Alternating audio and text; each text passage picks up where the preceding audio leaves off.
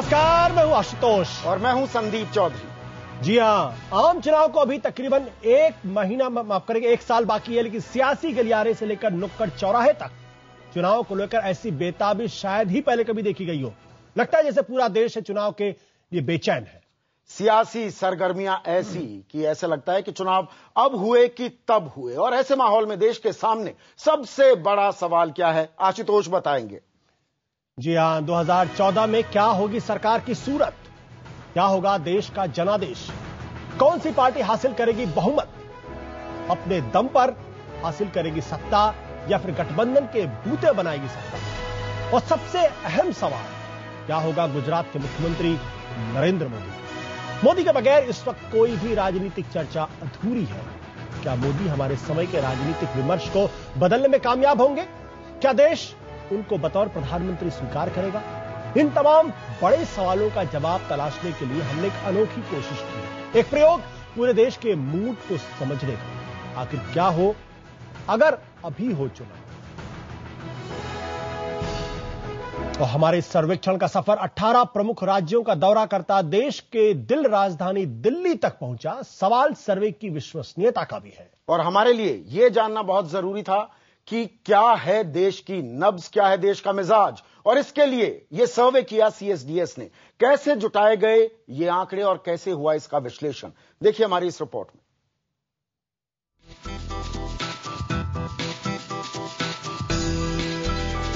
देश का सियासी मिजाज समझने की ये एक अनोखी कोशिश है। IBN 7 के लिए सीएसडीएस ने देश के 18 राज्यों में यह सर्वे किया। हमारी टीम देश के 267 लोकसभा क्षेत्रों में गई।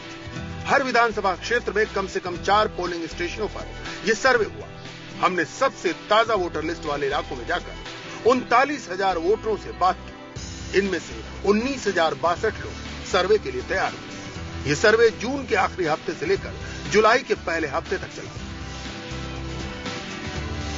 इस सर्वे में उत्तर प्रदेश के 3,284, महाराष्ट्र के 1,514, आंध्र प्रदेश के 1,681, पश्चिम बंगाल के 1,397, बिहार के 1,735, मध्य प्रदेश के 1,439, राजस्थान के 1,691, तमिलनाडु के 786, असम के 575, झारखंड के 631, छत्तीसगढ़ के 337, दिल्ली के 301 और हरियाणा के 246 लोग शामिल हुए।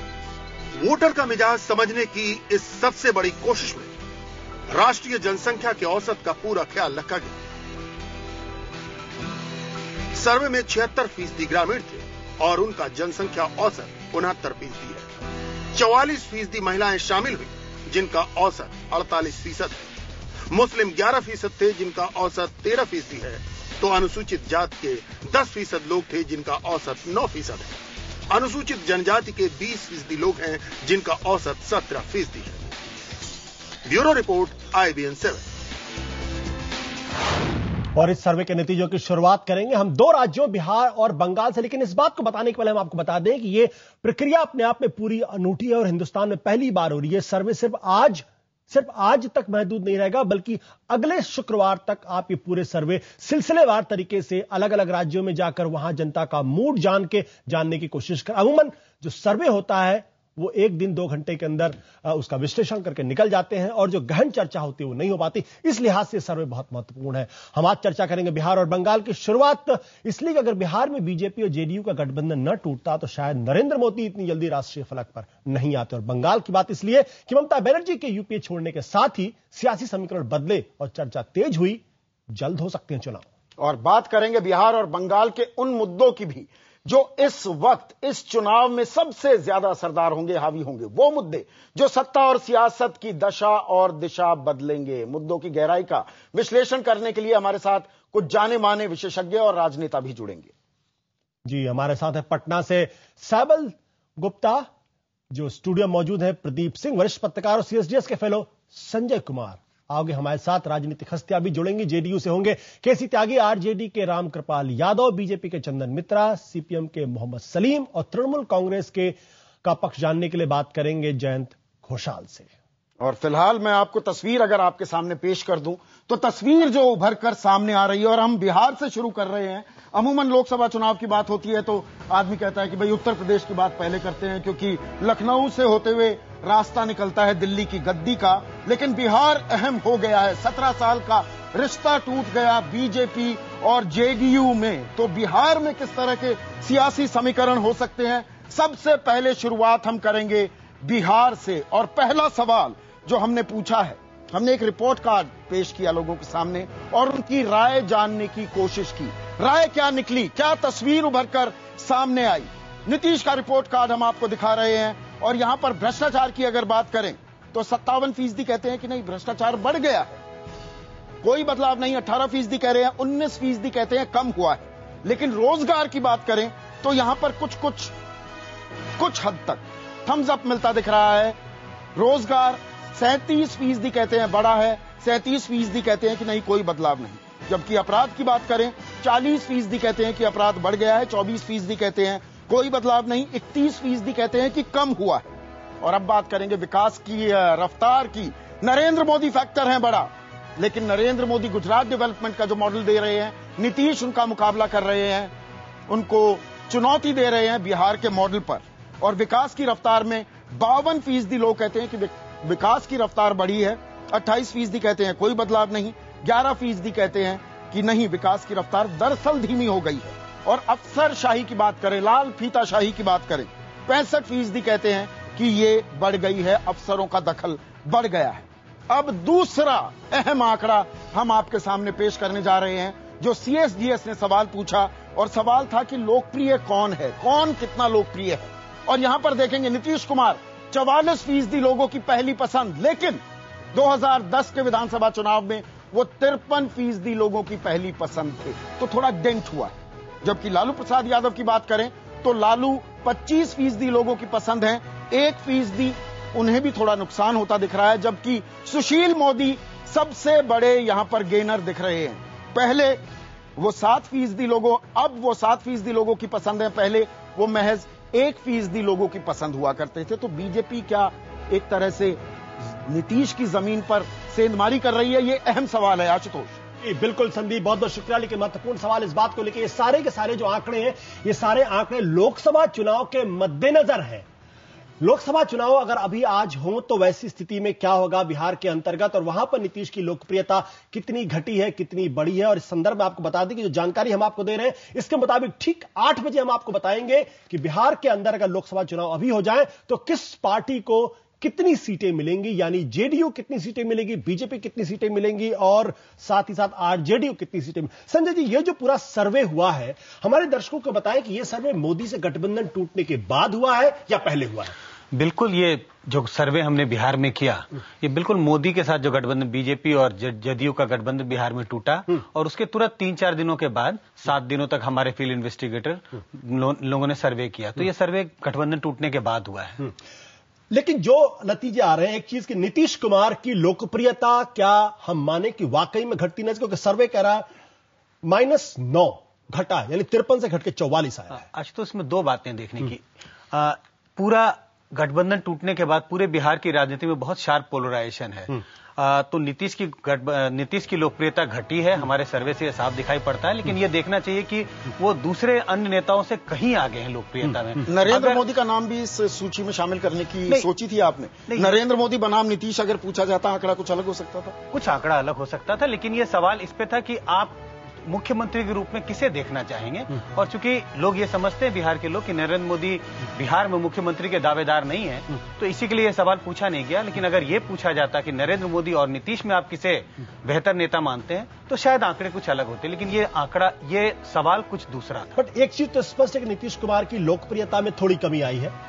बिल्कुल, ये लोकप्रियता में कमी, अगर ये सर्वेक्षण गठबंधन टूटने के पहले किया होता तो निश्चित रूप से नीतीश की लोकप्रियता में इतनी गिरावट दिखाई नहीं पड़ती। लेकिन गठबंधन टूटते ही ये सारे जो ओपिनियंस है लोगों के, वो बहुत पार्टी के आधार पे बटे हुए हैं। तो ऐसे पोलराइज्ड काफी, बहुत पोलराइज्ड है। ऐसे ये भी हो सकता है कि चूंकि गठबंधन तुरंत टूटा था, इसलिए भी उसका असर नजर आया है। उस समय के बाद वो सेटल डाउन कर जाए। उस समय असर बहुत ज्यादा था, लेकिन अगर हम 1 महीने के बाद ये ये चुनाव सर्वेक्षण करें और अगर इसी तरह के आंकड़े पूछें तो शायद आंकड़ों में थोड़ा मॉडरेशन शुरू हो जाएगा, क्योंकि उस समय दोनों पक्ष में गुस्सा बहुत ज्यादा। गुस्सा। सैबल गुप्ता इस वक्त हमारे साथ मौजूद है पटना में। सैबल जी, ये जो भ्रष्टाचार के मसले में 57% लोग कहते हैं कि भाई भ्रष्टाचार बढ़ा है, अफसरशाही ब्यूरोक्रेसी के बारे में कहते हैं 65% लोग कि वो बढ़ा है, लेकिन विकास के मसले पर अभी भी लोग कह रहे हैं 52%। ये क्या कहानी कहता है? यानी बिहार का जो मॉडल है उसमें भ्रष्टाचार भी है, ब्यूरोक्रेसी भी है, लेकिन फिर भी विकास हो रहा। देखिए, इसको अगर हम दो ढंग से देखें कि एक, नीतीश कुमार का पॉपुलैरिटी अभी भी सबसे ज्यादा है जी, भले ही पहले से कुछ घटा होगा, और अभी संजय जी जो बोल रहे थे कि ये डिवीजन के बाद हुआ था, इसीलिए एक लोग समझते थे कि एक स्टेबल कोalition है और स्टेबल कोalition टूट जाने से उसका एक अनपॉपुलैरिटी उनको मिला होगा। मगर साथ साथ ये जो पॉपुलैरिटी का जो बुनियाद है वो बिहार का डेवलपमेंट है, और डेवलपमेंट ये जो स्प्लिट होने के बावजूद भी जो सर्वेक्षण कह रहा है कि अबाउट 52% लोग कह रहे हैं कि डेवलपमेंट हुआ है, या 52% जो फिगर आ रहा है डेवलपमेंट का, उससे इंडिकेट होता है कि जो नीतीश कुमार का जो प्री एमिनेंट इमेज है बिहार का टर्न अराउंड, वो और फर्दर रेनफोर्स्ड हो रहा है। लेकिन सिक्के का दूसरा पहलू शायबल, क्या अगर हम लालू प्रसाद यादव की भी यहां पर बात करें, लालू प्रसाद यादव की लोकप्रियता में कोई इजाफा नहीं हो रहा है, तो 17 साल का गठबंधन टूटने के बाद भी क्या यह कहना सही होगा कि अभी भी विपक्ष वो जमीन हथिया नहीं पा रहा है जो जमीन शायद बीजेपी के अलग हटने से खिसकती दिख रही थी नीतीश कुमार? बिहार के कॉन्टेक्स्ट में अगर आप देखिएगा तो जो गठबंधन जो था वो काफी स्टेबल था, और जब टूटा भी तो बिहार के कॉन्टेक्स्ट में बीजेपी और जेडीयू का एक नॉन एंटागोनिस्टिक कॉन्ट्रडिक्शन था, जिसके चलते जो मान लीजिए पॉपुलैरिटी जो सुशील कुमार मोदी का पॉपुलैरिटी 1% से 7% हो रहा है, ये उसी जो अलायंस के बीच में ही वोट का शेयर का डिविजन्स है, बाहरी इसमें कोई फायदा नहीं हो रहा है। क्योंकि आप अगर देखिएगा कि जो लालू प्रसाद यादव जी का पॉपुलैरिटी जबकि एक्सपेक्टेड था कि शायद बढ़ेगा, वो घट गया। इसलिए ये जो कॉन्ट्रडिक्शंस है ये दोनों के बीच ही में सीमित है, जेडीयू और बीजेपी में। और अगर आप देखिएगा कि जो इजाफा सुशील कुमार मोदी का हुआ पॉपुलैरिटी में, करीब करीब उतना घाटा नीतीश कुमार के कॉन्टेक्स्ट में हुआ। इसलिए एक संभावना है कि बिहार में शायद एक बाइपोलर पॉलिटिक्स का एक रूप ले सकता है। जी जो पहले जो मेन कंटेंडर बीजेपी, मतलब आप कह रहे हैं कि शायद बाइपोलर का रूप ले सकता है, लेकिन उसके बारे में वोटों की संख्या कितनी है, प्रतिशत कितना है, उस आंकड़े जब आपको देंगे तस्वीर और स्पष्ट हो जाएगी। साहब जी, प्रदीप जी, ये जो पूरी कहानी है, क्या ये जो गुस्सा है गठबंधन को तोड़ने का, ये गुस्सा वाकई में आने वाले दिनों में नीतीश जी को नुकसान पहुंचाने वाला है, या कुछ दिनों के बाद सेटल डाउन कर जाएगा और जैसी स्थिति बनी हुई है विकास के लेकर लोगों का यकीन नीतीश कुमार पे वो बना रहेगा? नहीं, आशुतोष जी, जो अभी सहबल जी कह रहे थे उसी बात को आगे बढ़ाना चाहूंगा मैं कि ये जो गठबंधन था ये एंटागोनिस्टिक नहीं था, परस्पर विरोधी नहीं था। जो सामाजिक समीकरण बना था वो मतलब दूध और पानी की तरह मिलने की तरह था कि दोनों एक दूसरे से मिल गए थे, परस्पर उसमें कहीं विरोध नहीं था। विरोध का एक मुद्दा माइनॉरिटी वोट हो सकता था, वो भी नहीं बना बड़ा मुद्दा। तो उसके टूटने का एक तरह से लोगों की उम्मीद टूटी है। अब किसको नुकसान होगा, किसको फायदा होगा, ये बहुत कुछ इस बात पर निर्भर करेगा। उम्मीद की किरण लालू या रामविलास पासवान की तरफ भी नहीं दिख रही हो। नहीं, देखिए, ये निर्भर करेगा इस पर कि लोग इसके लिए किसको दोषी मानते हैं। नीतीश कुमार को मानते हैं, मतलब जेडीयू को, या बीजेपी। वो आंकड़े भी हमने जुटाए हैं, उन आंकड़ों के बारे में हम तस्वीर थोड़ी आगे भी यादव की बात कर रहे हैं। देखिए, पिछले 7-7.5 साल से जेडीयू बीजेपी का गठबंधन की सरकार चल रही थी। लालू प्रसाद यादव एक तरह से बाइपोलर पॉलिटी हो गई थी बिहार की, एक तरफ बीजेपी जेडीयू, दूसरी तरफ सब, भले ही कांग्रेस का अलायंस हो ना हो पासवान और लालू से, लेकिन एक तरह से बाइपोलर हो गई थी। अब जो सहबल जी कह रहे हैं कि बाइपोलर हो सकती है, ये उसमें खतरा नीतीश कुमार के लिए मुझे ज्यादा लगता है अगर बाइपोलर होती है, क्योंकि लालू प्रसाद यादव का जो वोटर है वो नीतीश कुमार से इस मौके पर बदला लेना चाहेगा। अगर वो बदला लेने का फैसला करता है तो जहां बीजेपी मजबूत होगी आरजेडी की बजाय, वहां वो वोट शिफ्ट हो सकता है। इसी तरह से बीजेपी का वोटर जो है जहां आरजेडी उसकी तुलना में मजबूत होगी, शिफ्ट हो सकता है। बिल्कुल प्रतीक जो बात कर, बट ये तो विधानसभा चुनाव के मद्देनजर हम बात करें। अगर लोकसभा चुनाव को अगर बिल्कुल ध्यान में रख के बात की जाए तो क्या वहां ऐसी स्थिति इमर्ज करेगी कि भाई जो जीतता हुआ नजर आए या जो गठबंधन जीतता हुआ नजर आए हम उसको देंगे? वहां पे कौन कहां ये ज्यादा फर्क नहीं पड़ने वाला? नहीं, मुझे ऐसा लगता नहीं है कि बिहार की राजनीति में ये होने वाला है। बिहार में अभी वोटर जो है जाति के आधार पर बहुत शार्पली बटे हुए हैं। अगर आप कुर्मी कोयरी वोटर्स को देखें तो वो जेडीयू के साथ बहुत और मजबूती से बंधे हुए नजर आएंगे। जो एक यादव वोटर जिसकी पहचान आरजेडी के साथ होती है, हमारा सर्वे भी ये बताता है कि उनका जो सपोर्ट आरजेडी के लिए अभी जो कमिटमेंट है वो पहले से कहीं ज्यादा दिखाई पड़ता है। असमंजस में अगर है तो वो है मुस्लिम मतदाता, अपर कास्ट मतदाता बीजेपी के साथ बहुत मजबूती के साथ जुड़ता हुआ दिखाई पड़ रहा है। असमंजस में सिर्फ है तो मुस्लिम मतदाता। हिंदुत्व फैक्टर दिखा आपको? हिंदुत्व फैक्टर दिखाई नहीं पड़ता, वहां मोदी का जादू दिखाई नहीं पड़ता। बहुत लोकल इश्यूज पे चुनाव होने की संभावना है। आपने कहा कि असमंजस की स्थिति क्यों?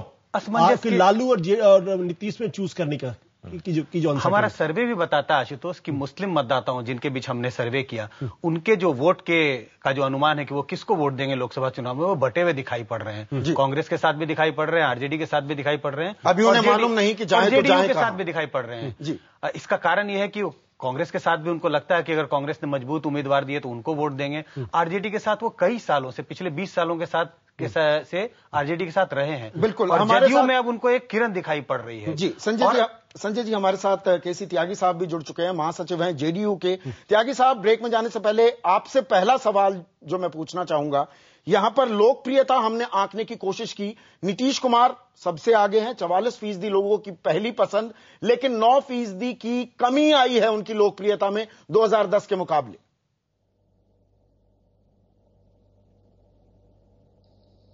देखिए, जो गठबंधन का जिक्र हो रहा है जी, तो एक तो वहां पर 1990 में आपको ले जाना चाहता हूं, एक सेकुलर और समता मूलक समाज वाली जो सामाजिक शक्तियों के समीकरण वाली जो कॉन्स्टिट्यूंसी है वो बहुत लंबी है। 90 में और 95 में खासतौर से, और 91 के लोकसभा में लालू प्रसाद जी उसी वे पर चढ़ करके शायद 54 में से 48 सीटें ले आए, अगर मेरी मेमोरी और मेरे आंकड़े सही हैं जी। तो उस कॉन्स्टिट्यूंसी का गुड गवर्नेंस ना होने की वजह से एक स्कोप हुआ, जिसको जेडीयू और भारतीय जनता पार्टी ने मिलजुल करके भरने का प्रयास किया। उसमें उस समय धर्मनिरपेक्षता मुद्दा नहीं था, लालू की नॉन गवर्नेंस और ऑथोरिटेरियन ट्रेंड्स के खिलाफ जो है रिवोल्ट हुआ था। जी जी, जॉर्ज साहब का, नीतीश जी का और शरद यादव जी का। अब ये जो मुद्दा धर्मनिरपेक्षता का आया है, ये नरेंद्र मोदी जी की जो राष्ट्रीय स्तर पर जो ताजपोशी हुई है उसके बाद आया है। बिल्कुल ठीक कह रहे थे मेरे साथी, एक दौर था जब लालू जी उस धर्मनिरपेक्ष राजनीति के अलंबरदार थे जी, लेकिन ये बात जो है 22 साल पुरानी हो गई है। अब ताजा देश भर में जो धर्मनिरपेक्ष, त्यागी जी आपके कहने का मतलब एक नया मुद्दा, मैं आपके पास आऊंगा, माफ करके मैं बीच में आपको टोक रहा, एक नया मुद्दा यानी सेकुलरिज्म के मसले पर बिहार में एक बुनियादी बदलाव की स्थिति दिख रही है। एक नए सेकुलरिज्म के मसले पर एक नया पैराडाइम शिफ्ट दिखाई पड़ सकता है कि भाई कहां जाएगा, नीतीश के साथ जाएंगे या फिर इनके साथ जाएंगे। इस पर चर्चा करेंगे, छोटे से ब्रेक के बाद हम जाते हैं और उसके बाद वापस लौटते हैं। लेकिन आप कहीं मत जाइएगा, ठीक 8 बजे हम आपको बताएंगे कि बिहार में अगर अभी लोकसभा का चुनाव हो जाए तो किस पार्टी को कितनी सीटें मिलेंगी, ये हम आपको बताएंगे ठीक 8 बजे।